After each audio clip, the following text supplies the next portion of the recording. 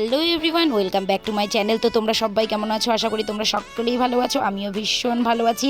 তো ভাবছিলাম এই ভিডিওটা আমি সকাল সকাল ছাড়বো, কিন্তু একটু বেলা হয়ে গেল, যেহেতু সকালেই ভিডিও করা, তো গুড মর্নিংও বলতে পারছি না, আবার গুড আফটারনুনও বলতে পারছি না। তো চলো ভিডিওটা এখানে স্টার্ট করছি। তো সকাল সকাল তোমরা কে কে চা খাও অবশ্যই আমাকে কমেন্ট করে জানাবে। যেহেতু বাড়ির গায়ে টাটকা দুধ আছে, তার জন্য ভাবলাম যে আজকে পায়েস করবো। তো সকালেই তো তোমাদেরকে দেখালাম যে দুধ জাল করছি, তার মানে অবশ্যই পায়েস রান্না করবো। তো এখানে গোবিন্দভোগ চাল নিয়ে নিলাম, আর তার সাথে কয়েকটা কিশমিশ। আর আমার মেয়ে কিশমিশ দিয়ে পায়েস খেতে খুব ভীষণ ভীষণ ভালোবাসে।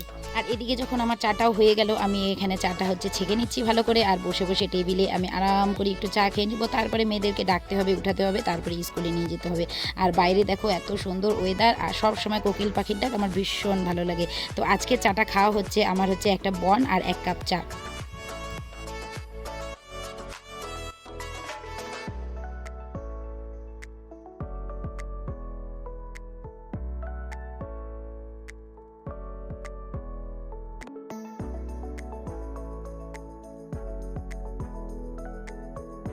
তো চা খেতে খেতে টাইম নষ্ট করলে হবে না। পাশে দেখো আমার মেয়ে উঠে গেছে, আর মেয়ে আমার দিকে তাকিয়েছে, ভিডিও দেখছে। আর তাড়াতাড়ি ফটাফট চাটা খেয়ে নিচ্ছি, কারণ চাটা খেয়ে আবার ছোটো মেয়েকে রেডি করাতে হবে। বড় মেয়ে তো একা একা রেডি হয়ে নেবে, কিন্তু ছোটো মেয়ে একা একা রেডি হবে না, তার জন্য ওকে রেডি করাতে হবে। আর এদিকে দেখো জঙ্গলের মধ্যে কতগুলো ডাঁটা শাক হয়েছে। তো এই ডাঁটা গাছগুলো আজকে আমি তুলে নেব। ডাঁটা শাকগুলো তুলে নিয়ে ভাবলাম আজকে ভাজা করব। যদি আজকে ভাজা না করতে পারি, অবশ্যই কালকে করব।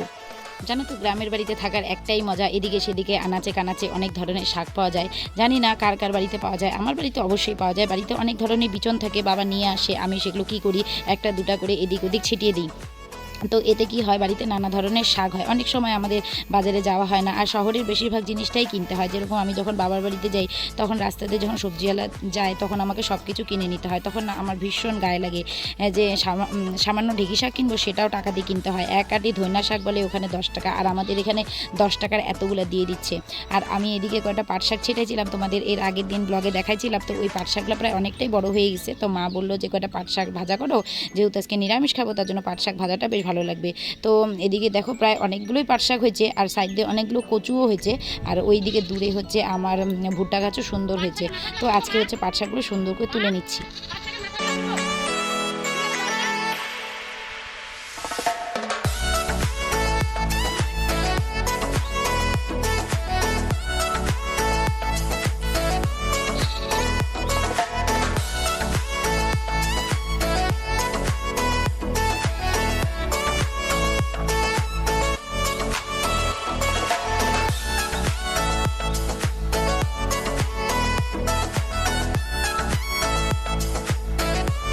আমি যখন এর আগে একবার বেলাকোপা মার্কেটে গিয়েছিলাম, তখন ওইখান থেকে আমি ভুট্টা গাছের কটা বিচন আনছিলাম।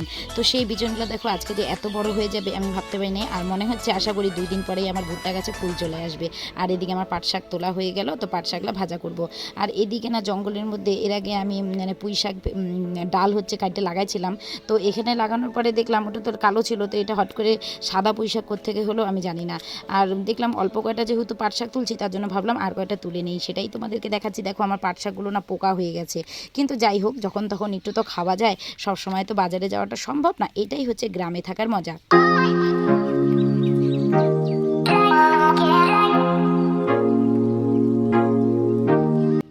তো এদিকে প্রায় আমার পাট শাকটা তোলা হয়ে গেল, আর তার সাথে আজকে রান্না করব চিংড়ি। তো ভাবছিলাম অনেক দিন থেকে চিংড়ি রান্না করব লতি দিয়ে।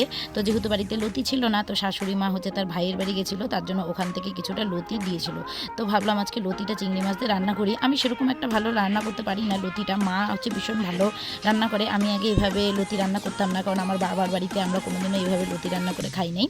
তো এখানে আসার পরে আমি এইভাবে বাঙালি স্টাইলে এই লতি রান্নাটা শিখছি। আর এটা সম্পূর্ণ আমাদের বাড়ির লতি, মানে আমাদের নিজের মামা শ্বশুরের বাড়ির লতি। তো ওইটা দিয়ে সম্পূর্ণ এখানে চিংড়ি মাছ দিয়ে একবারে সুন্দরকে মাইখে নিয়ে আর আমি আজকে লতিটা রান্না করব। এখন এখানে এই বাড়িতে থাকতে থাকতে আমি অনেকগুলো রান্নাই শিখছি, আগে অনেক রান্নাই আমি পারতাম না। আর মেয়েকালে সবাই সব কিছু পারে না, শ্বশুর বাড়িতে এসেও আমাদের অনেক কিছু শিখতে হয়। আর অনেকেই মিথ্যা কথা বলে যে আমরা বাবার বাড়িতে শিখে আসি, শ্বশুর বাড়িতে শিখে না, এটা একদম ভুল কথা। আমি তো কোনোদিনই বিশ্বাস করব না। শ্বশুর বাড়িতে এসে শাশুড়ির কাছ থেকে অনেক রান্নাবান্নাই শিখছি আমি।